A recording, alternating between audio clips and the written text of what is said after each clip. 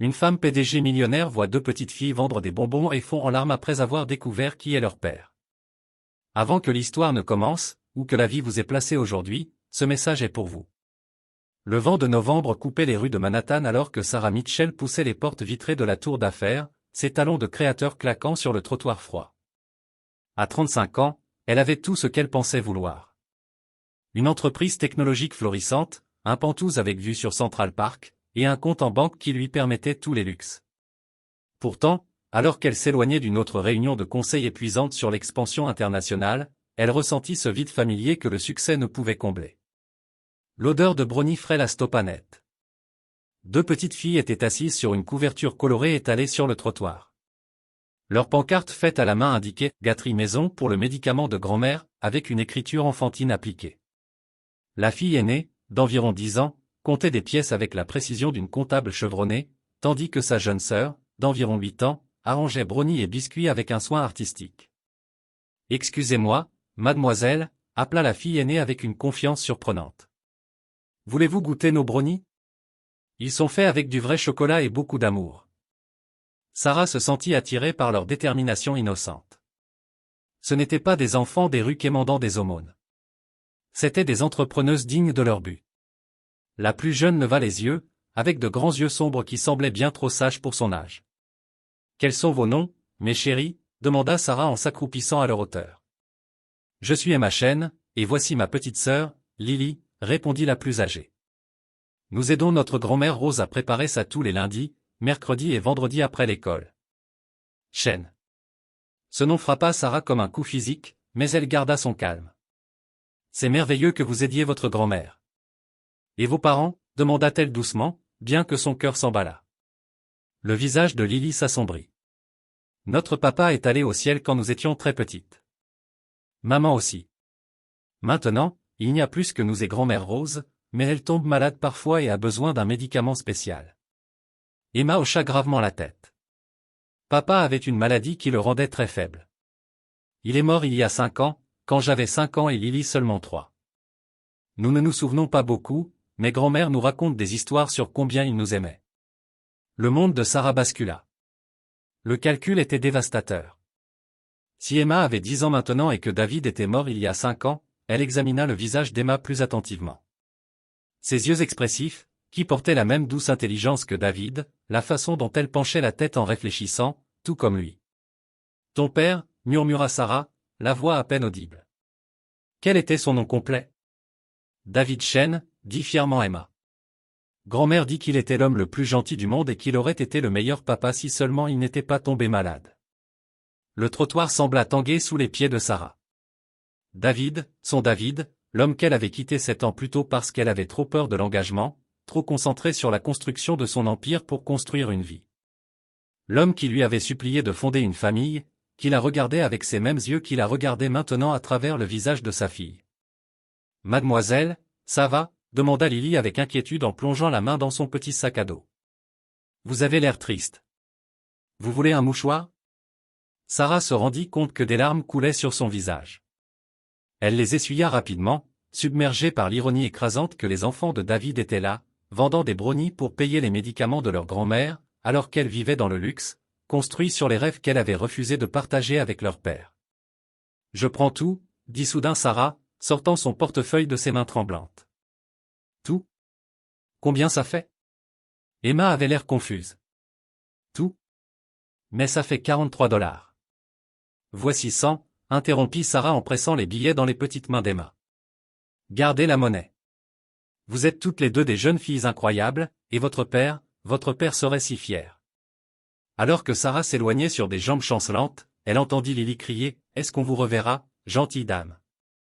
Sarah se retourna, voyant les enfants de David lui faire signe de la main avec des doigts tachés de chocolat et des sourires pleins d'espoir, inconsciente que la femme qui s'éloignait d'eux était celle qui avait changé toute la trajectoire de la vie de leur père.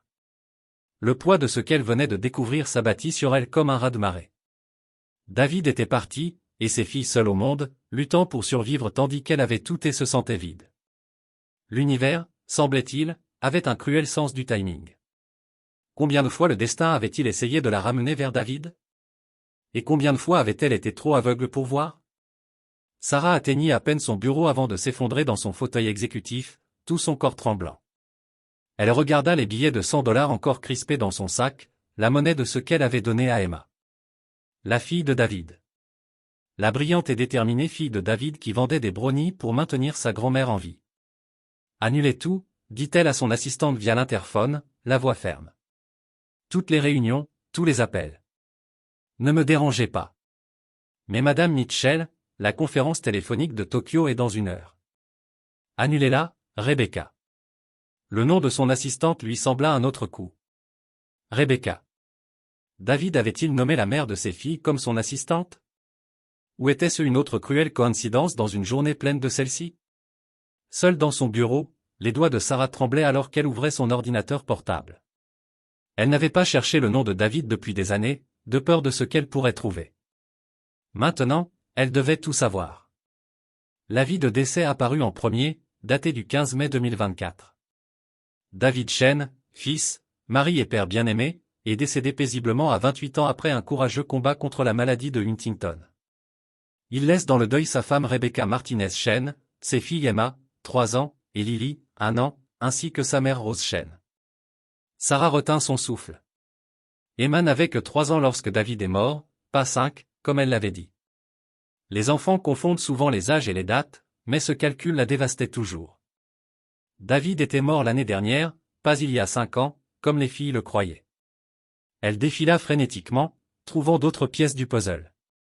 Rebecca Martinez Chen, infirmière pédiatrique, était décédée dans un accident de voiture seulement 2 mois après la mort de David, laissant les filles orphelines. Rose Chen, la mère de David, était devenue leur tutrice à 71 ans, tout en luttant contre un diabète de type 1 sévère et l'hypertension. Sarah trouva les comptes de médias sociaux de David, toujours actifs mais gérés par Rose. Photo après photo, il apparaissait comme le père dont il rêvait d'être, enseignant à la petite Emma comment lire, poussant la petite Lily sur les balançoires, construisant des cabanes avec des couvertures. Sur chaque photo, il arborait ce même sourire doux que Sarah se rappelait, mais son visage s'amincissait au fil des mois à mesure que la maladie progressait.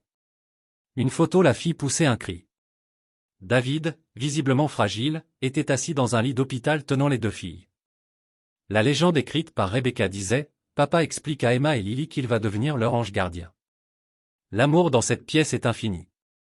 Sarah fit défiler encore. Les commentaires où Rose écrivait, « Mon fils parlait souvent de toi, même à la fin. Il disait qu'il espérait que tu avais trouvé le bonheur que tu cherchais. Il t'a pardonné il y a longtemps, Sarah. J'espère qu'un jour tu pourras te pardonner toi-même. » Le commentaire datait d'il y a seulement 3 semaines. Rose savait exactement qui elle était. Le téléphone de Sarah vibra avec des messages urgents de ses membres du conseil, partenaires internationaux et clients frustrés. Son empire de plusieurs millions de dollars exigeait son attention, mais tout ce qu'elle pouvait voir, c'étaient les yeux sérieux d'Emma et l'inquiétude innocente de Lily pour une inconnue en pleurs. David avait bâti une famille, celle qu'il avait supplié Sarah de créer avec lui. Il avait trouvé l'amour, un but, et la joie dans ces brèves années avant que la maladie ne leur vole tout. Et ses enfants, ses précieuses filles, luttaient maintenant pour survivre pendant qu'elle siégeait dans une tour d'ivoire bâtie sur les rêves qu'elle avait rejetés. Elle pensa à la façon dont Emma comptait ses pièces avec une telle précision. La responsabilité dans sa voix jeune quand elle parlait des médicaments de sa grand-mère. Ses enfants avaient appris à survivre à un âge où ils auraient dû apprendre à faire du vélo et à jouer à se déguiser. Sarah ferma son ordinateur portable et marcha vers les fenêtres du sol au plafond, regardant la rue 42 étages plus bas, là où elle avait rencontré les filles de David quelques heures plus tôt. Quelque part dehors, elles rentraient probablement chez leur grand-mère, excitées par la manne inattendue venue d'une inconnue généreuse. Elle n'avait aucune idée que cette inconnue était la femme qui avait brisé le cœur de leur père, dont les choix avaient déclenché la vie qui avait mené à leur existence et à leurs luttes actuelles. L'ironie était suffocante. Elle avait passé 7 ans à bâtir richesse et succès pour combler le vide laissé par l'absence de David. Maintenant, ses enfants avaient besoin exactement de ce qu'elle avait en abondance. Alors qu'elle avait besoin exactement de ce qu'il possédait, l'amour familial qu'elle avait eu trop peur d'embrasser. Sarah posa son front contre la vitre froide, regardant la ville s'agiter en bas. Demain, elle décida qu'elle les retrouverait. Elle devait cela à David. Et peut-être, juste peut-être, elle se le devait aussi. Mais d'abord, elle avait besoin d'un plan. Parce que les filles de David méritaient plus que de l'argent donné par culpabilité d'une inconnue. Elle méritait la vérité, même si elle n'était pas encore prête à la leur donner. Sarah ne put dormir. À 3 heures du matin, elle avait pris une décision qui aurait horrifié son esprit d'affaires rationnel 24 heures plus tôt. Elle prit son téléphone et appela Marcus Rivera, un détective privé que sa société utilisait parfois pour la sécurité d'entreprise. J'ai besoin de tout ce que vous pouvez trouver sur Rose Chen, 72 ans, et ses petites filles Emma et Lily Chen, dit-elle sans préambule quand il répondit. Adresse actuelle, dossiers médicaux si possible, informations scolaires, situation financière, tout. Sarah, il est 3 heures du matin. Que se passe-t-il? Faites-le simplement, Marcus. L'argent n'est pas un problème. Je veux ces informations pour midi aujourd'hui. 3 cafés plus tard, Marcus rappela avec un rapport qui brisa ce qu'il restait de la contenance de Sarah. Rose Chen vivait dans un modeste appartement de 2 chambres à Queens, le même qu'elle avait loué il y a 6 ans lorsque l'état de David avait empiré. Ses dépenses médicales s'élevaient en moyenne à 847 $ par mois, insuline, médicaments contre l'hypertension, matériel de surveillance du glucose, et visites régulières chez l'endocrinologue. Sa sécurité sociale fournissait 1200 $ par mois, laissant peu pour le loyer, les factures et la nourriture après les frais médicaux. Les filles fréquentent l'école PS 163, poursuivit Marcus d'une voix inhabituellement douce. Elles sont toutes les 2 élèves d'honneur.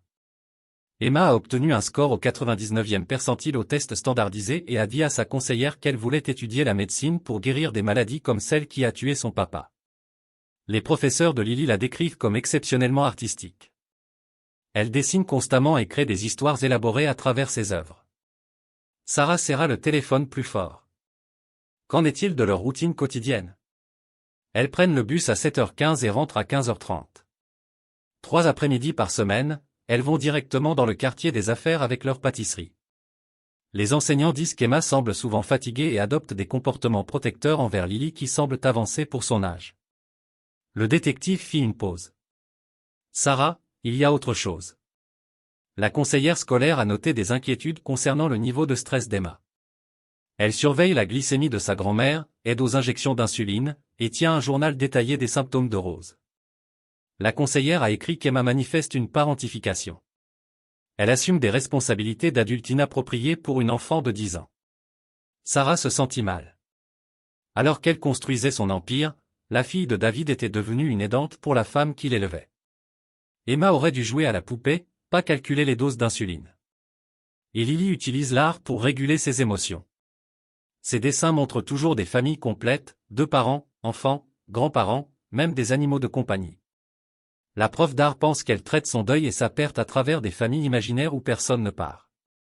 Après avoir raccroché, Sarah s'assit dans son salon de pentouses immaculées, entourée de meubles chers et d'œuvres d'art originales qui lui semblaient soudain dénuées de sens.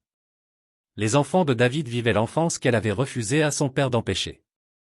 Si elle était restée, si elle avait eu le courage de bâtir une vie avec lui, Emma et Lily existeraient-elles? David aurait-il vécu plus longtemps avec de meilleurs soins médicaux? Ces cruelles mathématiques des histoires alternatives la hantaient. Sa richesse pouvait résoudre leurs problèmes immédiats en quelques minutes, mais l'argent ne pouvait pas leur rendre leurs parents perdus ni leur innocence d'enfance. Sarah alla à son dressing, trouva la petite boîte en bois qu'elle avait cachée il y a 7 ans. Dedans reposait la bague de fiançailles de David, l'anneau simple qu'il avait choisi parce que l'amour n'a pas besoin de diamants pour briller pour toujours. Elle l'avait gardé toutes ces années, incapable de jeter le symbole de la vie qu'elle avait rejeté. Maintenant, les filles de David vendaient des brownies dans la même rue où leur père avait autrefois rêvé de leur avenir ensemble. Le poids de ses choix pesait sur elle comme une force physique. Elle avait passé des années à se convaincre que quitter David était dû à des objectifs de vie incompatibles. Maintenant, elle réalisait que c'était par peur de la vulnérabilité, de dépendre de quelqu'un d'autre, du désordre imparfait du véritable amour. David avait trouvé quelqu'un de plus courageux qu'elle, quelqu'un prêt à construire une famille et à affronter l'incertitude ensemble. Et maintenant, ses enfants payaient le prix de la lâcheté de Sarah. Ils luttaient de façon qui aurait pu être évitée si elle avait choisi l'amour plutôt que l'ambition. Demain, elle les reverrait, mais cette fois, elle serait armée d'une connaissance qui rendrait sa complicité dans leurs difficultés impossible à ignorer. Seule dans son pentouse à l'aube, Sarah sortit une bouteille de vin que David lui avait offerte pour son 24e anniversaire, un millésime qu'elle avait gardé pour une occasion spéciale qui n'était jamais venue. Maintenant, il semblait approprié de l'ouvrir en affrontant la chronologie douloureuse de leur amour perdu. Les souvenirs affluèrent avec une clarté cruelle. Elle et David s'étaient rencontrés en 2011 lors d'une conférence technologique alors qu'elle n'avait que 22 ans, fraîchement diplômée du MIT avec des rêves de changer le monde. Lui avait 21 ans, brillant étudiant en informatique, aux yeux doux et au rire contagieux. Leur amour avait été immédiat et intense. Pendant 2 belles années, ils étaient inséparables. David arrivait à minuit dans son bureau exigu de start-up avec des plats à emporter, l'aidant à déboguer du code tout en partageant des rêves d'avenir. Il parlait constamment d'avoir des enfants, de construire un héritage familial qui surpasserait n'importe quel succès commercial. « Je veux apprendre à nos enfants à coder », avait-il dit un soir en 2012, la tête dans son giron alors qu'il regardait les étoiles depuis son balcon. Mais plus encore, je veux leur apprendre à aimer profondément comme je t'aime. Sarah avait toujours évité ces conversations, promettant un jour, tout en se plongeant toujours plus dans son travail. La rupture survint en mars 2013, juste après son 24e anniversaire, quand David fit sa demande et qu'elle paniqua. La bague, la simple alliance maintenant cachée dans son placard, lui avait semblé un piège magnifique. « Je ne suis pas prête, David. »« Je ne serai peut-être jamais prête, » murmura-t-elle en larmes. « Tu mérites quelqu'un qui veut les mêmes choses que toi. » Il la regarda avec ses yeux dévastateurs, les mêmes yeux reflétés maintenant sur le visage d'Emma, et dit doucement, « Je t'attendrai, Sarah. Aussi longtemps qu'il faudra. » Mais elle s'en alla quand même, convaincue que l'amour limiterait son potentiel. Maintenant, 11 ans plus tard, elle comprenait cette chronologie avec une précision dévastatrice. 6 mois après leur rupture, David avait rencontré Rebecca Martinez dans un hôpital où il faisait du bénévolat. Rebecca était infirmière pédiatrique, avec la même nature douce et les rêves familiaux que Sarah avait rejetés. Ils se marièrent rapidement en janvier 2014. David avait 23 ans, Rebecca 25, tous deux impatients de bâtir la famille que David avait toujours voulu. Emma arriva en octobre de la même année, un bébé parfait et sérieux qui hérita de la nature réfléchie de David. Lily suivit en décembre 2016, artistique et intuitive comme sa mère. Pendant 5 précieuses années, David vécut la vie qu'il avait imaginée. Sarah en avait eu des aperçus par des amis communs sur les réseaux sociaux. Des photos de David apprenant à la petite Emma à jouer aux échecs, de lui et Rebecca dansant avec la bébé Lily lors de réunions familiales, de fêtes d'anniversaire et de matins de Noël remplis de la joie chaotique que Sarah avait trop peur d'embrasser. Le diagnostic arriva début 2018, quand Emma avait 3 ans et Lily à peine 2. La maladie de Huntington, une loterie génétique cruelle qui volerait à David ses capacités motrices, cognitives, puis sa vie. Il se battit courageusement pendant plus d'1 an. Déterminé à créer autant de souvenirs que possible avec ses filles, il mourut en mai 2019, quand Emma avait 4 ans et Lily seulement 2. Pas 5 et 3 ans comme Emma le lui avait dit, mais assez proche pour la mémoire confuse d'un enfant en deuil. Rebecca, dévastée par la perte de son mari, avait lutté seule pendant 6 mois avant l'accident de voiture qui coûta sa vie en novembre 2019. Rose Chen, la mère de David, avait pris en charge ses petites filles traumatisées à 66 ans. Maintenant âgée de 72 ans et luttant contre le diabète, elle faisait de son mieux avec des ressources limitées. Emma et Lily, maintenant âgées de 10 et 8 ans, avaient grandi trop vite, apprenant la responsabilité et la perte bien trop tôt. Sarah posa son verre de vin vide, les mains tremblantes. Alors que David construisait sa famille et se battait pour sa vie, elle construisait son empire, convaincue d'avoir fait le bon choix. Elle avait assisté à ses funérailles depuis les dernières rangées, non reconnue et submergée de regrets, regardant ses filles, alors âgées de 5 et 3 ans, jeter des fleurs sur le cercueil de leur père. Elle était partie ce jour-là, se promettant d'honorer la mémoire de David en vivant pleinement, en trouvant un jour l'amour et la famille. Au lieu de cela, elle s'était enfoncée davantage dans le travail, utilisant le succès comme armure contre la vulnérabilité que David avait tenté de lui enseigner à embrasser. Maintenant, ses enfants vendaient des brownies pour survivre, et elle avait tout sauf ce qui comptait le plus, le courage que David possédait d'aimer sans réserve. Le lundi arriva sous la pluie de novembre, mais Sarah se tenait sous son parapluie au même coin où elle avait rencontré les sœurs Chen pour la première fois. Son cœur battait fort en apercevant leur couverture familière et leur gâterie soigneusement arrangée, protégée par une tente colorée que Rose avait apparemment fabriquée avec des nappes en plastique. « Oh, c'est la gentille dame de vendredi !» s'exclama Lily, le visage s'illuminant en reconnaissant Sarah qui s'approchait. Emma leva les yeux en comptant sa monnaie, plus prudente que sa sœur, mais toujours polie. « Bonjour encore. Voulez-vous des biscuits aujourd'hui ? Grand-mère Rose a fait des cookies aux pépites de chocolat frais hier soir. » Sarah s'accroupit, remarquant comment Emma avait organisé leur installation avec une précision militaire, étiquette de prix, boîte à monnaie, même une petite calculatrice. En fait, j'espérais racheter un peu de tout, et je voulais connaître vos noms correctement. Je suis Emma Chen, et voici Lily Chen, répondit Emma avec la politesse formelle que Rose leur avait clairement enseignée. Nous sommes ici tous les lundis, mercredis et vendredis après l'école pour aider grand-mère avec l'argent de ses médicaments. C'est très responsable de votre part à toutes les deux, dit Sarah en étudiant l'expression sérieuse d'Emma. À 10 ans, cet enfant portait des fardeaux qui devraient appartenir aux adultes. En quelle classe êtes-vous? Je suis en 5e avancée, et Lily est en 3e, répondit Emma avec une fierté tranquille. Je l'aide à faire ses devoirs tous les soirs après avoir fini d'aider grand-mère. Lily sautillait légèrement, incapable de contenir son excitation. Emma est super intelligente. Elle connaît tout sur les maths et les sciences et aide même grand-mère à compter ses médicaments. La poitrine de Sarah se serra. Vous aidez à compter les médicaments? Emma hocha la tête d'un air sérieux. Grand-mère a le diabète, alors j'ai appris à lire le moniteur de glucose et à l'aider à se souvenir quand elle doit prendre son insuline. Parfois, elle oublie quand son taux de sucre est trop haut ou trop bas. La manière détachée avec laquelle Emma parlait de gérer une maladie mortelle fit brûler la gorge de Sarah. Ce n'était pas une enfance. C'était une survie enveloppée dans la détermination innocente d'une petite fille forcée de grandir trop vite.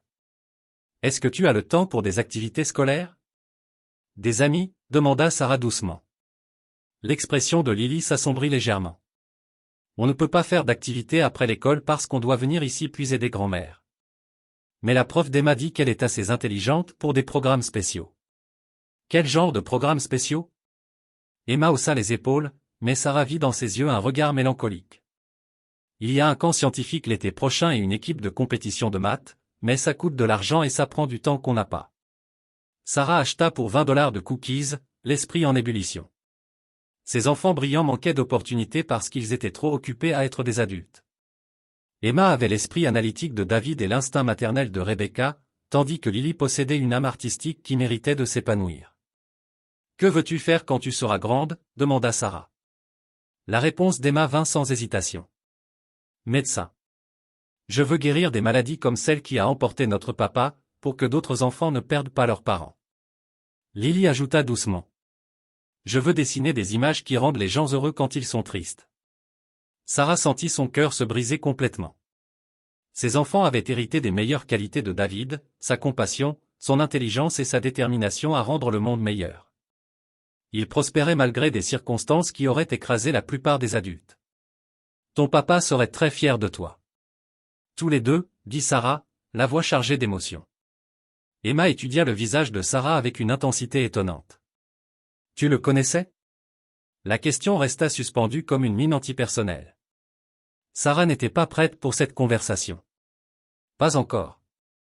J'ai entendu dire que c'était un homme merveilleux. Il l'était, dit simplement Lily. Grand-mère nous montre des photos et nous raconte des histoires. Il nous aimait beaucoup, même si on était très petite quand il est allé au ciel. Alors que Sarah s'éloignait cet après-midi-là, elle comprit qu'elle entrait sur un terrain dangereux. Elle ne pouvait pas continuer à apparaître sans éveiller les soupçons, mais elle ne pouvait pas non plus rester loin. Les filles de David avaient déjà commencé à voler des morceaux de son cœur gardé. Ce soir-là, elle prit une décision qui la terrifiait et la fascinait à parts égales. Demain, elle trouverait un moyen de les aider au-delà de l'achat de cookies. Ces enfants méritaient toutes les opportunités qu'elle pourrait leur offrir, même s'ils ne sauraient jamais d'où cela venait. Sarah passa la matinée de mardi à passer des appels qui lui auraient paru impossibles une semaine plus tôt. Utilisant des contacts construits au fil d'années de travail caritatif en entreprise, elle contacta Patricia Valdez, membre du conseil municipal, qu'elle avait aidé à financer un programme d'alphabétisation l'année précédente. J'ai besoin d'un service, Patricia. Un gros. En quelques heures, Sarah avait orchestré une fiction élaborée. Par ses contacts politiques, elle créa l'initiative des soins seniors de Queens, un programme municipal à l'air légitime qui fournirait une livraison mensuelle gratuite de médicaments aux familles éligibles. Le programme existait sur papier, avec papier à en-tête officielle et une ligne budgétaire enterrée profondément dans l'allocation des services de santé de la ville. Mercredi après-midi, Sarah se plaça en face de l'immeuble pendant qu'un technicien en pharmacie en uniforme frappait à la porte de l'appartement de Rose Chen. Elle observa à travers des jumelles Rose ouvrir, une expression de confusion visible dans sa posture. Le technicien remit un grand sac et une lettre à en-tête officielle avant de partir. Le vendredi, Sarah revint au coin de la rue, pleine d'anticipation nerveuse. Les filles étaient déjà installées, mais leur énergie semblait différente, plus légère d'une certaine façon. « Tu ne devineras jamais ce qui s'est passé », s'exclama Lily dès qu'elle vit Sarah s'approcher. « Un miracle est arrivé chez nous. » Emma, habituellement plus réservée, sourit largement. « Une chose incroyable est arrivée. La ville a un nouveau programme pour les personnes âgées atteintes de diabète et grand-mère a été accepté. Il livre tous ses médicaments gratuitement chaque mois. » Sarah feignit la surprise, le cœur battant. « C'est merveilleux. Comment avez-vous su ça? » « Nous ne l'avons pas su, » répondit Emma, et Sarah remarqua un léger froncement de sourcils. « Un homme est juste arrivé à notre porte avec tout ce dont grand-mère avait besoin. Le timing était vraiment chanceux parce qu'on était presque à court d'insuline. Peut-être que c'est comme gagner à la loterie, » ajouta Lily en dansant légèrement. Grand-mère a pleuré de joie et maintenant on n'a plus à s'inquiéter de l'argent pour ses médicaments. Mais l'esprit analytique d'Emma travaillait déjà. C'est bizarre quand même. La lettre du programme dit qu'il a commencé ce mois-ci et d'une façon ou d'une autre, grand-mère a été approuvée sans faire de demande. L'homme n'a pas pu expliquer comment ils avaient ces informations. L'estomac de Sarah se serra. Elle avait sous-estimé l'intelligence d'Emma et la débrouillardise de Rose. « Ta grand-mère semblait contente ?» demanda Sarah, essayant de garder un ton naturel. « Contente, mais confuse » admit Emma. Elle répétait que ça semblait trop beau pour être vrai. Elle a même appelé le numéro sur la lettre pour poser des questions, mais ils ont juste dit que tous les seniors qualifiés étaient automatiquement inscrits d'après les dossiers médicaux. Sarah s'était préparée à cet appel, s'assurant que son contact au service de santé gérerait toute question avec un langage bureaucratique confiant, mais le doute de Rose grandissait clairement. « Grand-mère veut rencontrer quelqu'un du programme la semaine prochaine », continua Emma. Elle dit que ce genre de programme a normalement des listes d'attente et beaucoup de paperasse. Elle a peur qu'il y ait eu une erreur et qu'ils reprennent les médicaments. Le visage de Lily s'assombrit. Ils vont vraiment les reprendre? Grand-mère a besoin de ces médicaments pour vivre. Bien sûr que non, ma chérie, dit rapidement Sarah, bien qu'une panique battait dans sa poitrine. Rose était plus maligne qu'elle ne l'avait prévu, et Emma héritait de cette intelligence aiguë. Je suis sûr que c'est complètement légitime. Mais même en parlant, Sarah voyait Emma étudier son visage avec ses yeux perspicaces qui reflétaient ceux de David. Les mêmes yeux qui avaient toujours pu lire les émotions de Sarah, même quand elle essayait de les cacher. C'est juste une drôle de coïncidence, dit lentement Emma. Que nous t'ayons rencontré vendredi dernier alors que les choses étaient vraiment difficiles, et que maintenant, tout d'un coup, tous nos problèmes avec les médicaments de grand-mère soient réglés. Cette phrase resta suspendue entre elles, lourde de sous-entendus. Emma n'accusait pas. Elle observait, collectait des données comme la future scientifique qu'elle voulait devenir. Sarah acheta leur assortiment habituel de friandises, mais l'interaction avait changé. Elle avait résolu un problème, mais en avait créé un autre. Les soupçons de Rose et les questions pointues d'Emma signifiaient que son aide anonyme ne resterait pas anonyme longtemps. En s'éloignant, Sarah réalisa qu'elle entrait dans un jeu dangereux de tromperie avec des adversaires bien plus intelligents qu'elle ne le pensait. Rose avait des décennies d'expérience de vie, et Emma avait hérité de l'esprit analytique de David. Le temps pressait avant que ces mensonges soigneusement construits ne s'effondrent, révélant non seulement sa tromperie, mais aussi la vérité dévastatrice sur qui elle était vraiment.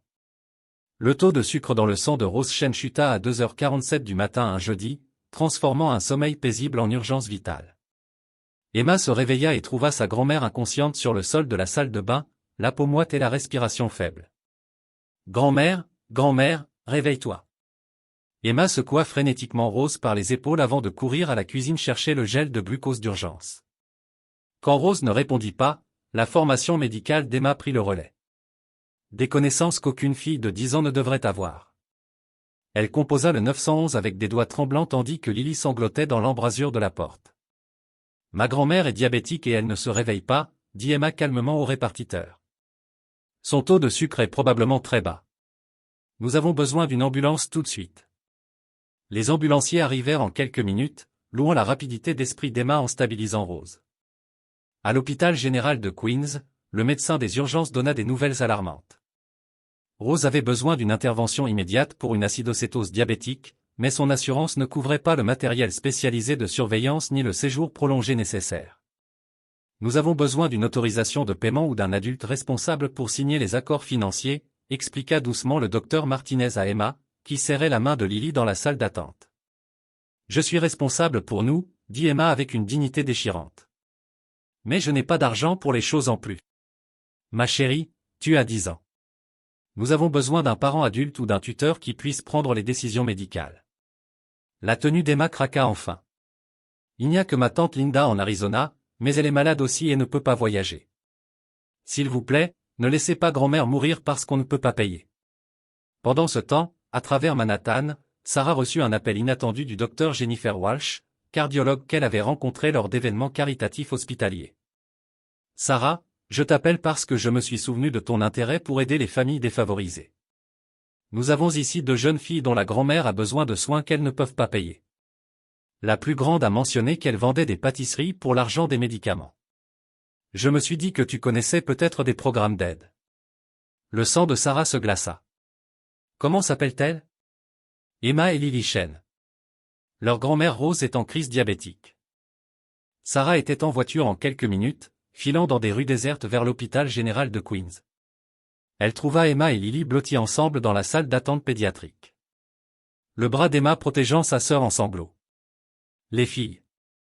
Sarah s'approcha prudemment. J'ai entendu parler de votre grand-mère. Comment va-t-elle? Emma leva les yeux, rouge et cernée.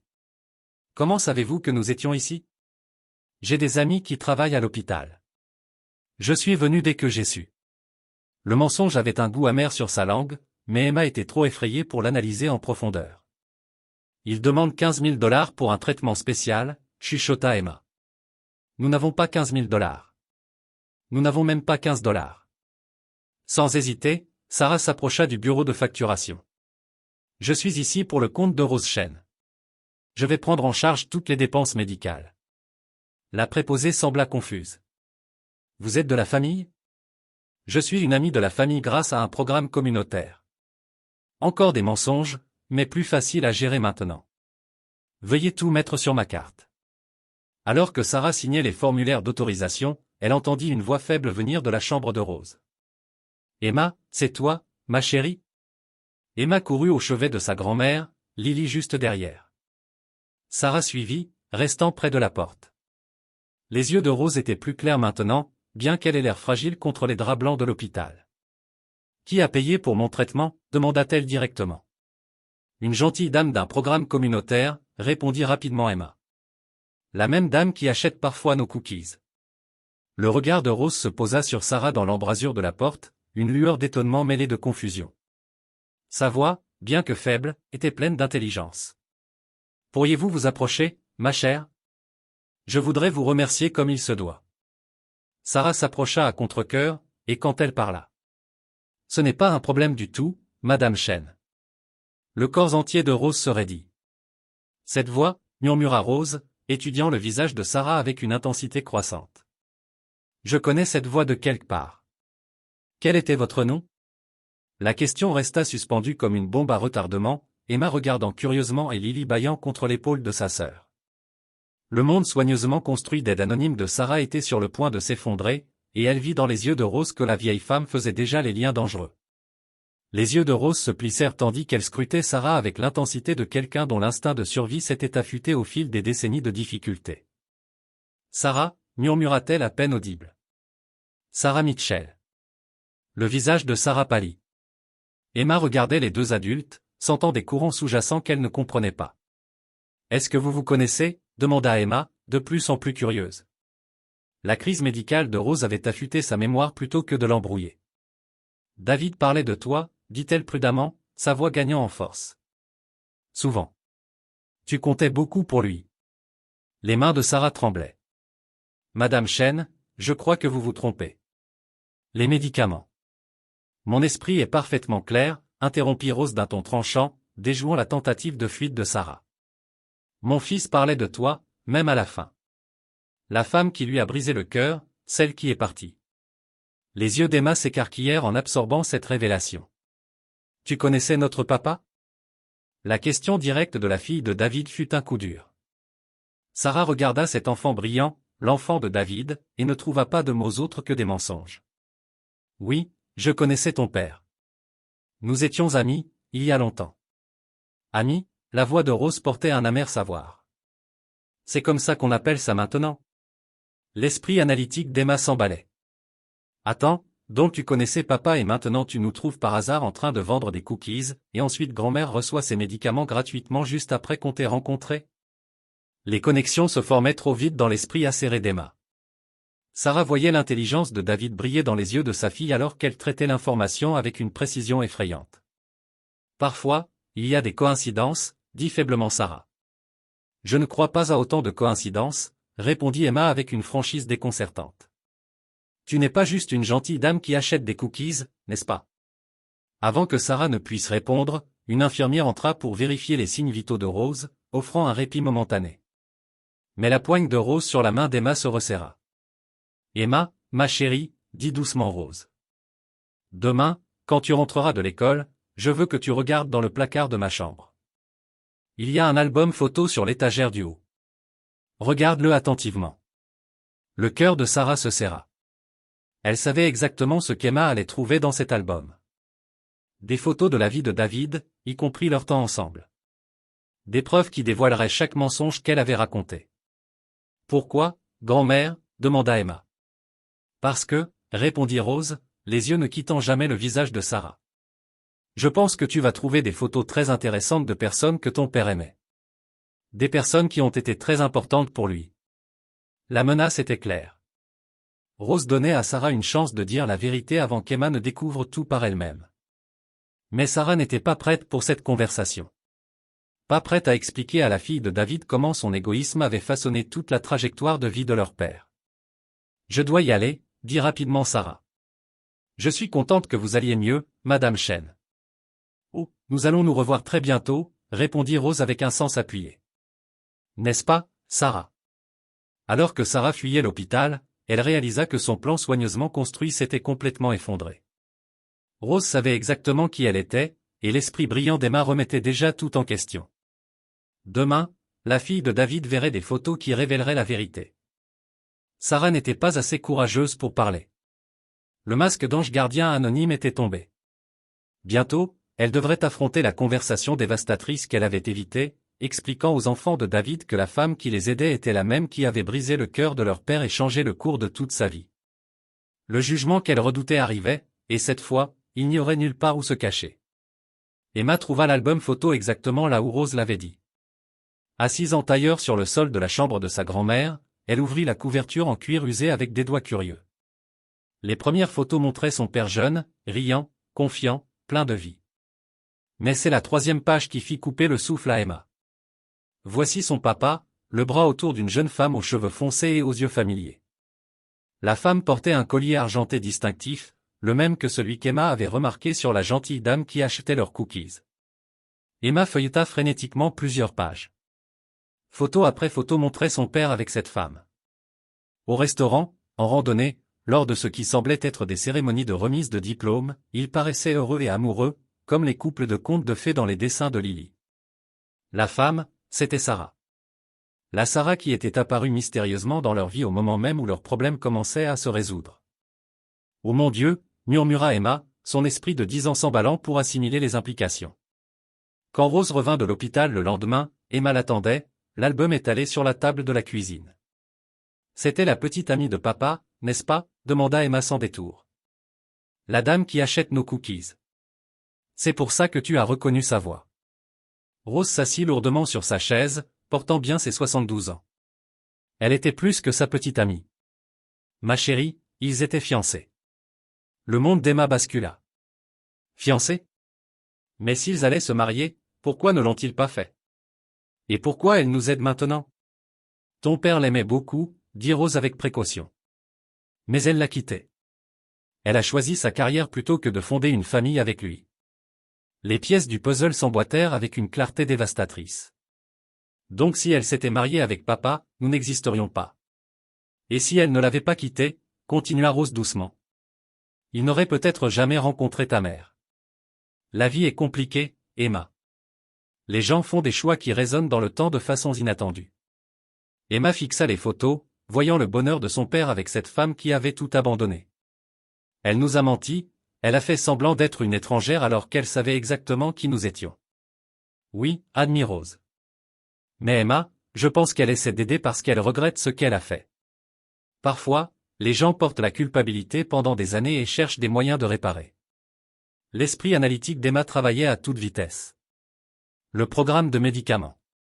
C'est elle qui l'a créé, n'est-ce pas? Elle nous donne de l'argent et fait semblant que ça vient d'ailleurs.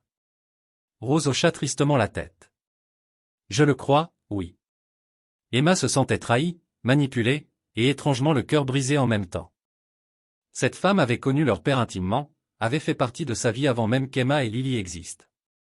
Elle était partie, abandonnant la famille qu'Emma et Lily n'auraient jamais la chance de compléter. Je veux la voir, dit Emma avec une détermination calme.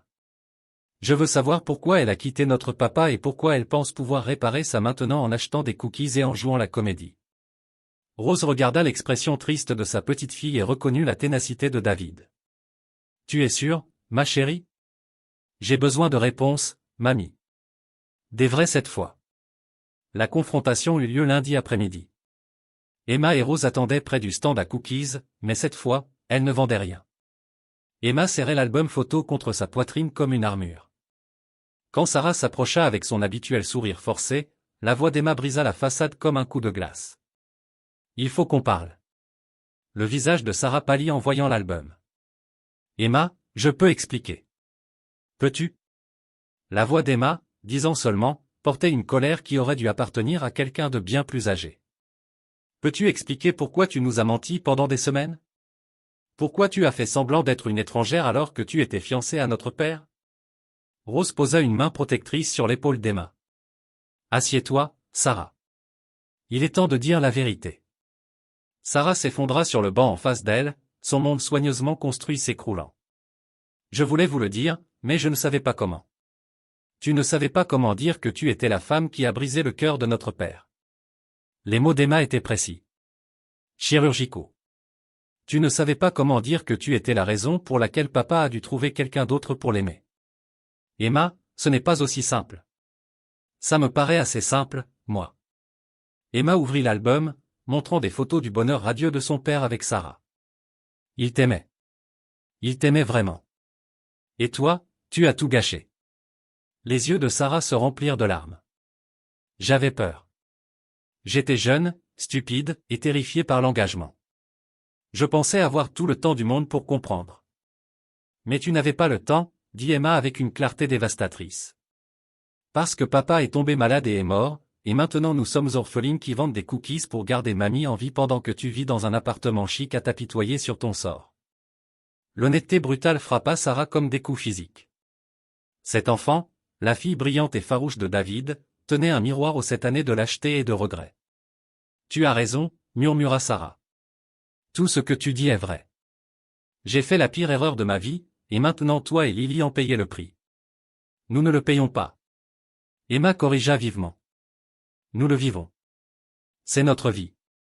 Nous n'avons jamais eu le choix. Rose intervint doucement. Emma, ça suffit. Non, mamie.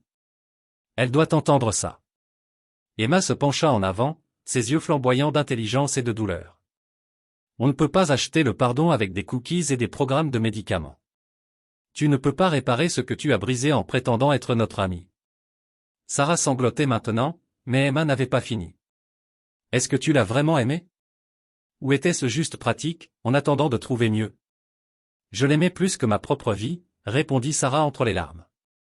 C'est pour ça que je suis partie. J'avais peur de le décevoir, que je ne sois pas à la hauteur de l'amour qu'il méritait. Eh bien, félicitations, dit froidement Emma. Tu l'as bien déçu. Le silence qui suivit fut assourdissant. Emma avait dit ce qu'il fallait dire. La farouche protection de son père canalisait à travers son petit corps. Sarah restait brisée sur le banc, forcée enfin de faire face au poids total de ses choix à travers les yeux de l'enfant qui en avait payé le prix le plus lourd. La semaine qui suivit fut une agonie pour tous. Emma avait clarifié sa position, elle ne voulait plus jamais voir Sarah, et elle interdit même à Lily de lui parler. C'est une menteuse, Lily, expliqua Emma à sa petite sœur confuse de 8 ans. Elle faisait semblant de s'occuper de nous, mais elle ne ressentait que de la culpabilité. Papa l'aimait, et elle l'a jeté comme une ordure. Lily, qui ne comprenait pas toutes les complexités d'adultes, mais faisait entièrement confiance à Emma, accepta à contre-cœur. Pourtant, elle continuait de demander quand la gentille dame reviendrait acheter des cookies. Sarah respecta les souhaits d'Emma, s'éloignant du coin malgré tous ses instincts lui criant d'expliquer, de s'excuser, de réparer d'une manière ou d'une autre ce qu'elle avait brisé. Au lieu de cela, elle regardait de loin à travers des jumelles, s'assurant que les filles étaient en sécurité tout en respectant leurs limites. Le programme anonyme de médicaments continuait. Sarah ne pouvait pas s'arrêter, sachant que Rose avait besoin de ces médicaments pour survivre. Mais elle se torturait à imaginer la colère d'Emma si elle découvrait cette dernière tromperie. Pendant ce temps, Emma luttait avec des émotions trop complexes pour son jeune esprit. À l'école, elle devint renfermée, claquant les enseignants et se battant avec ses camarades. Sa conseillère appela Rose, inquiète de la colère déplacée et des problèmes d'abandon. Rose expliqua à la conseillère qu'Emma se sentait trahie. Quelqu'un en qui elle avait confiance s'avérait lié à une histoire familiale douloureuse. Mais Rose observait avec une inquiétude croissante la colère grandissante de sa petite fille. Emma portait une colère d'adulte, une fureur face à une situation qu'elle ne pouvait ni contrôler ni comprendre. L'enfant forcé de grandir trop vite se noyait désormais dans des émotions bien trop grandes pour elle. « Je la déteste », déclara Emma un soir, après une autre journée de problèmes de comportement à l'école. « Je déteste qu'elle ait connu papa et ne l'ait pas sauvé. Je déteste qu'elle soit riche alors que nous sommes pauvres. Je déteste qu'elle pense que nous aider suffit à réparer tout ce qu'elle a détruit. » Emma, dit doucement Rose, haïr quelqu'un te fait plus de mal qu'à elle. Tant mieux, répondit Emma avec une véhémence surprenante. Je veux que ça fasse mal. Je veux que tout fasse mal parce que papa est mort, maman est morte, et nous sommes seuls, à part toi, et toi aussi tu es malade. Et personne ne peut rien faire pour réparer tout ça. Cette explosion révéla le cœur de la douleur d'Emma. Pas seulement la colère contre Sarah, mais la rage face à l'injustice d'avoir perdu ses deux parents, d'avoir été forcée de porter des responsabilités d'adulte, de voir sa grand-mère lutter contre la maladie alors qu'elle-même portait des fardeaux qu'aucun enfant ne devrait avoir. Sarah était devenue la cible de tout le chagrin et de la fureur accumulée d'Emma. Pas seulement pour ce qu'elle avait fait à David, mais pour tout ce qui avait mal tourné dans leur vie depuis. Rose comprit que la colère d'Emma envers Sarah était en réalité dirigée contre Dieu, contre le destin, contre cette cruauté aléatoire qui lui avait volé ses parents et l'avait laissé lutter pour survivre. La crise était plus profonde que quiconque ne l'avait imaginé, et la guérison exigerait d'affronter un deuil bien au-delà des choix de Sarah 7 ans auparavant. 3 semaines passèrent dans un silence tendu. Sarah gardait ses distances, mais cette séparation la rongeait de l'intérieur. Elle se plongea dans le travail, mais les réunions du conseil d'administration lui semblaient vaines quand elle savait que les filles de David luttaient à quelques kilomètres. Un jeudi après-midi, son assistante la trouva en pleurs dans son bureau, regardant la bague de fiançailles qu'elle avait enfin récupérée de sa cachette. « Annulez tout pour le reste de la semaine, » dit Sarah. « J'ai besoin d'aide. » Pour la première fois de sa vie d'adulte, Sarah consulta une thérapeute. Dr Patricia Reeves, conseillère en deuil, écouta toute l'histoire sans jugement. « Vous portez la culpabilité de choix faits dans votre jeunesse, » observa la docteure. « Mais vous pleurez aussi la famille que vous ne vous êtes jamais autorisé à avoir. »« Je ne mérite pas de faire mon deuil, » répondit Sarah amèrement. « C'est ma faute. » Le deuil ne se mérite pas. Sarah, vous avez perdu David aussi. Vous avez perdu la possibilité que ces enfants soient à vous, que vous vieillissiez avec l'homme que vous aimiez. C'est une vraie perte, même si elle est auto-infligée. Pendant ce temps, la colère d'Emma la consumait.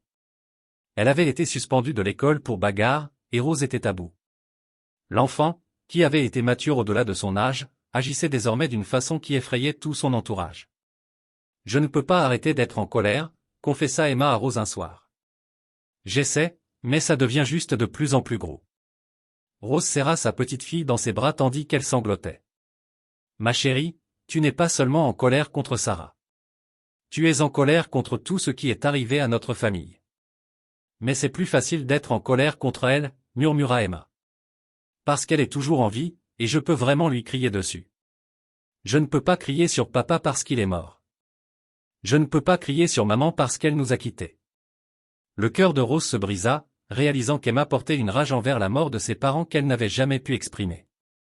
Sarah était simplement devenue une cible sûre pour toute cette douleur accumulée. « Et si, » suggéra doucement Rose, « nous parlions à quelqu'un qui aide les enfants à gérer de grandes émotions ?» Emma resta silencieuse un long moment. Est-ce que cette personne comprendrait qu'on veuille haïr quelqu'un, mais qu'on lui manque aussi? Qu'on manque Sarah? Demanda Rose doucement. Emma acquiesça, abattue. Elle était gentille avec nous. Avant que je sache qui elle était, je l'aimais bien. Et maintenant, je ne sais plus quoi penser parce qu'elle est liée à papa, mais elle lui a aussi fait du mal. Rose comprit que les sentiments d'Emma envers Sarah étaient aussi compliqués que ceux de Sarah envers Emma. Toutes deux pleuraient David à leur manière. Toutes deux se noyaient dans la culpabilité, la colère, et l'amour qu'elles ne savaient pas comment exprimer. Peut-être, dit doucement Rose, qu'on peut être en colère contre quelqu'un et quand même tenir à cette personne. Peut-être que c'est pour ça que ça fait tellement mal. Emma leva les yeux, avec les yeux perçants de David. Tu penses qu'elle aimait vraiment papa? Je pense qu'elle l'aimait du mieux qu'elle savait à ce moment-là, répondit Rose. Parfois, ce n'est pas assez, mais ça ne veut pas dire que ce n'était pas vrai. Rose prit une décision qui surprit tout le monde, y compris elle-même. Elle appela directement Sarah, trouvant son numéro auprès du service de facturation de l'hôpital.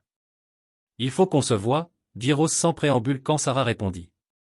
Toutes les trois, sans les filles, juste toi, moi et Emma.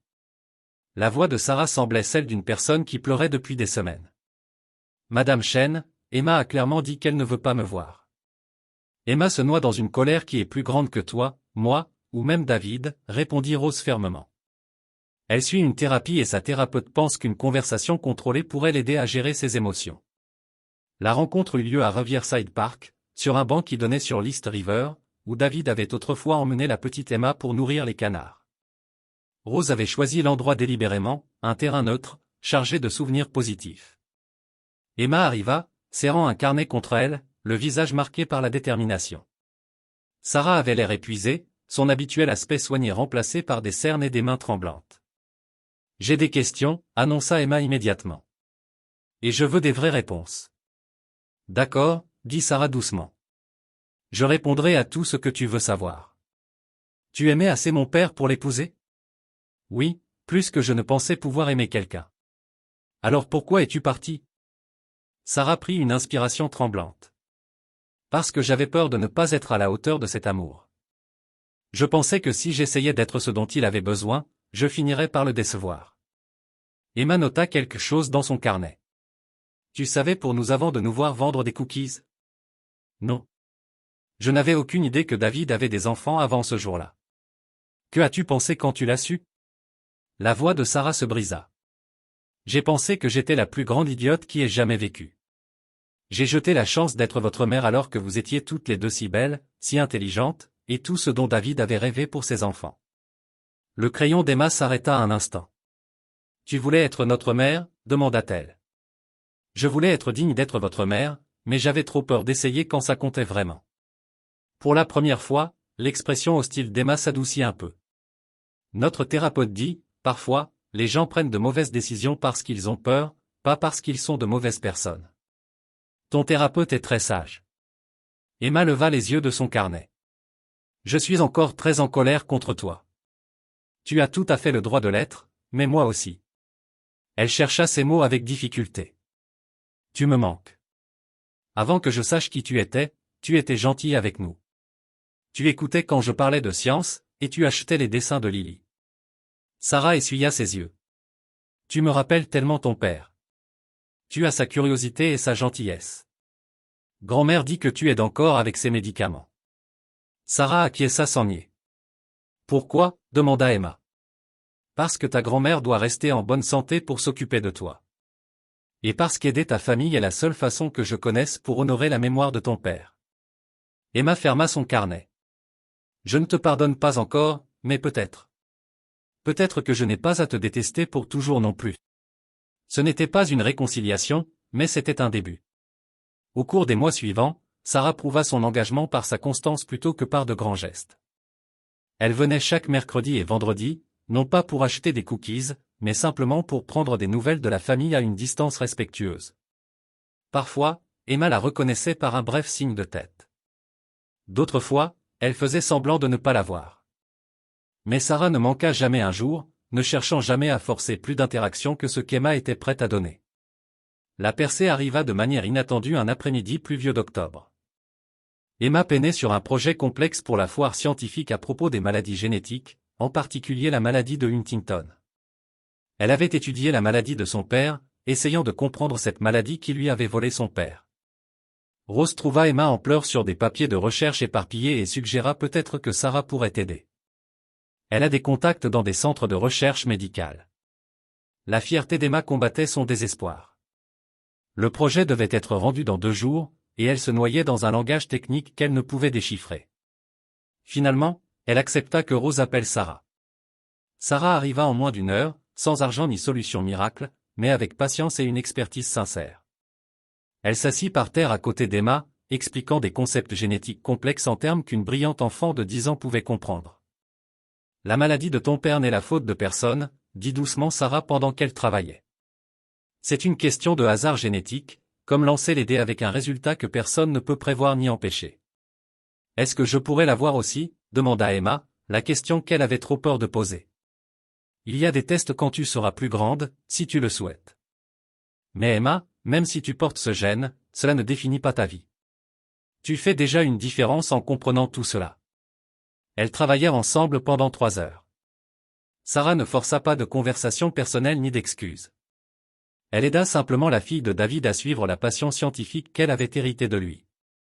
Quand le projet fut terminé, une exploration détaillée mais adaptée à son âge des maladies génétiques et des recherches actuelles. Emma regarda Sarah avec un respect naissant. Merci, dit-elle doucement. C'est exactement ce que papa aurait voulu que je comprenne. Il serait si fier de toi, répondit Sarah, chaque mot chargé d'émotion. Ce soir-là, Lily s'approcha timidement de Sarah. Peux-tu regarder mes dessins? J'en ai fait de nouveaux. Les œuvres coupèrent le souffle à Sarah. Lily avait dessiné leur famille, non pas telle qu'elle était, mais telle qu'elle pourrait être. Rose, Emma, et Lily étaient au centre. Mais sur les bords, des silhouettes ombragées de David et Rebecca veillaient sur eux protectivement. Et dans un coin, presque caché, se trouvait une silhouette qui ressemblait sans doute à Sarah. Tu m'as mise dans ton dessin de famille, observa doucement Sarah. Eh bien, répondit Lily avec la logique d'une fillette de 8 ans. Tu n'es pas notre maman, et tu ne peux plus être la copine de papa parce qu'il est au ciel. Mais peut-être que tu pourrais être comme une tante spéciale qui nous aime même quand on est fâché contre elle. Emma entendit la conversation mais ne dit rien. Noël approchait, et Rose fit une invitation inattendue. Nous faisons une petite fête. Rien de fancy, juste nous 3, et peut-être toi si tu veux. Sarah accepta avec une gratitude presque révérencieuse. Elle apporta des cadeaux réfléchis, du matériel artistique pour Lily, des livres avancés de science pour Emma, et un bel album photo pour remplacer celui usé qu'ils utilisaient. Mais le cadeau le plus significatif fut le trophée de la foire scientifique d'Emma, qu'elle avait gagné avec l'aide de Sarah. Je veux te montrer quelque chose, dit Emma en menant Sarah vers un petit hôtel que Rose avait créé pour David et Rebecca. Photos, bougies, et objets significatifs rendaient hommage à leur mémoire. Emma posa soigneusement son trophée. Papa disait toujours que l'éducation était le plus beau cadeau que l'on puisse donner ou recevoir. Cela appartient ici, avec lui. Il serait incroyablement fier, dit Sarah, la voix chargée d'émotion. Je sais, répondit Emma avec une confiance tranquille. Puis, après un instant. Je travaille encore à te pardonner, mais je pense que papa t'a déjà pardonné. Ce n'était pas une réconciliation complète, mais un pardon en cours. Un pardon qui grandit lentement et devient plus fort parce qu'il est mérité plutôt qu'exigé. 2 ans après leur première rencontre cet après-midi de novembre. L'appartement de la famille Chen résonnait du chaos chaleureux du matin de Noël. Le salon modeste avait été transformé par des décorations faites main. La touche artistique de Lily visible dans chaque ornement soigneusement fabriqué. Et les compétences organisationnelles d'Emma apparentes dans les cadeaux disposés avec précision. Sarah arriva tôt, comme c'était devenu une tradition. Portant les ingrédients pour le petit déjeuner de Noël préféré de David. La recette de sa mère pour du pain perdu à la chinoise que Rose lui avait appris à préparer. Ce geste n'était pas pour remplacer les souvenirs, mais pour les honorer. En perpétuant les traditions de David. Sarah. Lily se jeta dans les bras de Sarah avec l'affection naturelle d'une fillette de 10 ans qui avait connu l'amour et la sécurité suffisamment longtemps pour leur faire entièrement confiance. À 12 ans, Emma accueillit Sarah de manière plus réservée, mais tout aussi chaleureuse. Une étreinte serrée qui témoignait d'un pardon acquis au fil de 2 ans de présence constante et de soutien inconditionnel. Rose, maintenant âgée de 74 ans et en meilleure santé qu'elle ne l'avait été depuis des années grâce à des soins médicaux appropriés, sourit depuis son fauteuil. Parfait timing. Emma vient de recevoir sa lettre d'acceptation à l'université. Les yeux de Sarah s'écarquillèrent. La lettre d'admission au collège. Emma avait 12 ans. Emma sourit, son visage illuminé par l'excitation. Admission anticipée au programme spécial pour élèves doués de Columbia. Je commencerai à suivre des cours à temps partiel tout en terminant le lycée. Je veux étudier la génétique et la biologie moléculaire. Tu suis les pas de ton père, dit Sarah, la voix empreinte de fierté. Il disait toujours que tu changerais le monde un jour. Je veux trouver de meilleurs traitements pour la maladie de Huntington, déclara Emma avec détermination. Pas seulement pour papa, mais pour d'autres familles qui pourraient vivre ce que nous avons vécu. Sarah s'agenouilla pour se mettre à la hauteur d'Emma. Ton père serait absolument émerveillé par la femme que tu deviens. Lily sautillait d'impatience. Montre-lui le dessin, Emma. Emma sortit une grande toile de derrière le canapé. Le chef-d'œuvre de Lily, peint au fil des mois avec un soin méticuleux. On y voyait leur arbre généalogique, littéralement un chêne robuste. Avec des racines comprenant des photos de David et Rebecca. Des branches portant Rose, Emma, et Lily. Et une nouvelle pousse intégrant Sarah. Mais c'était le sommet de l'arbre qui coupa le souffle à Sarah. Deux silhouettes étaient assises parmi les branches les plus hautes. David et Rebecca, non pas comme des fantômes ou des souvenirs tristes, mais comme des anges gardiens veillant sur la famille en dessous. Avec des expressions de paix et d'approbation. C'est Lily qui a peint ça, murmura Sarah, touchée par la maturité émotionnelle de la fillette de 8 ans. Maintenant j'ai 10 ans, corrigea fièrement Lily. Et oui, je l'ai peint pour nous tous. Tu vois, papa et maman ne sont pas partis pour de bon. Ils nous aiment juste depuis un autre endroit. Et tu ne remplaces personne. Tu ajoutes juste plus d'amour à notre famille. Rose essuya ses larmes. Les enfants voient les choses. Les adultes compliquent tout. L'amour ne divise pas quand on le partage. Il se multiplie. Alors qu'ils préparaient le petit déjeuner ensemble, Sarah s'émerveillait de la façon dont elle était devenue partie intégrante de leur rythme familial. Emma la consultait pour ses projets scientifiques avec la même aisance naturelle qu'elle avait dans ses discussions avec Rose. Lily partageait ses œuvres et ses rêves avec une confiance totale. Même leurs disputes avaient un air familier. Des désaccords honnêtes qui se résolvaient par des excuses et de la compréhension. « J'ai quelque chose pour vous trois », dit Sarah quand ils se rassemblèrent autour de la petite table à manger que David avait construite des années auparavant. Elle sortit 3 petites boîtes. Dans chacune, un collier, simple chaîne en argent avec de petits pendentifs.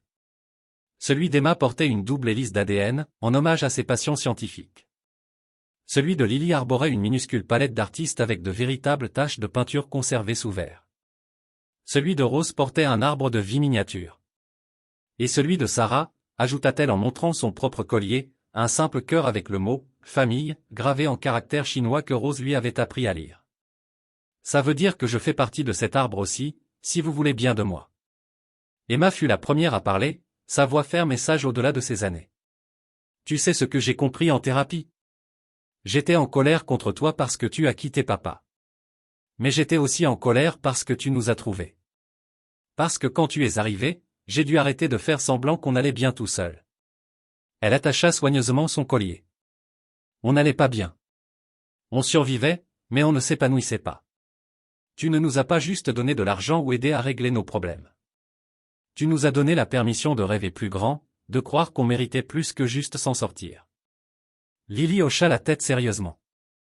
Et tu n'as jamais essayé d'être notre nouvelle maman ou de faire comme si papa n'existait pas. Tu nous as juste aimés comme si on avait toujours été destinés à faire partie de ta vie. Rose tendit la main à travers la table et prit celle de Sarah dans ses doigts usés par le temps. Mon fils a bien choisi quand il t'a aimé. Il aurait fait un meilleur choix s'il avait attendu que tu sois prête à l'aimer en retour comme il le méritait. Mais la vie ne nous donne pas toujours un bon timing. Sarah regarda autour de la table ces 3 personnes remarquables qui étaient devenues sa famille choisie. Emma, brillante et déterminée, portant l'esprit scientifique de David et le cœur nourricier de Rebecca. Lily, artistique et intuitive, voyant la beauté et la possibilité là où d'autres ne voyaient que des problèmes. Rose, sage et résiliente, les tenant tout ensemble avec une force qui semblait impossible pour quelqu'un de son âge. J'ai passé tant d'années à avoir peur de la famille parce que je pensais que ça m'empêcherait d'être moi-même, murmura Sarah. Je n'avais jamais compris que la famille ne te retient pas. Elle te donne quelque chose qui vaut la peine d'être poursuivi. Emma leva son jus d'orange en guise de toast. À papa, qui nous a appris que l'amour ne finit pas quand quelqu'un meurt. À maman, qui nous a montré que la famille peut prendre toutes les formes. Et à Sarah, qui a prouvé que parfois les meilleures familles sont celles qu'on choisit. Aux secondes chances, ajouta Rose. Aux familles pour toujours, conclut Lily. Alors qu'ils entrechoquaient leurs verres, la neige commença à tomber dehors, transformant la ville en un pays des merveilles hivernales. Sarah regarda les filles de David, plus des enfants en difficulté vendant des cookies pour acheter des médicaments, mais des jeunes en pleine réussite avec un avenir brillant devant elles. Et sentit cette paix profonde qui vient de comprendre enfin ce que David avait essayé de lui enseigner des années auparavant. L'amour n'était pas d'être parfait ou sans peur. C'était de se présenter chaque jour, de choisir l'engagement plutôt que le confort, de choisir la famille plutôt que la peur. Sarah avait enfin appris à aimer comme David l'avait toujours fait, complètement, courageusement, et pour toujours. La petite fille qui avait eu trop peur de construire une famille était devenue la femme assez courageuse pour aider à en reconstruire une. Honorons le passé tout en embrassant un avenir rempli d'un amour qui se multiplie plutôt que se divise. L'héritage de David vivait, pas seulement dans l'ADN de ses filles, mais dans l'amour qui avait grandi de la tragédie en triomphe, du regret en rédemption, de la peur en ce courage magnifique et féroce d'une famille choisie.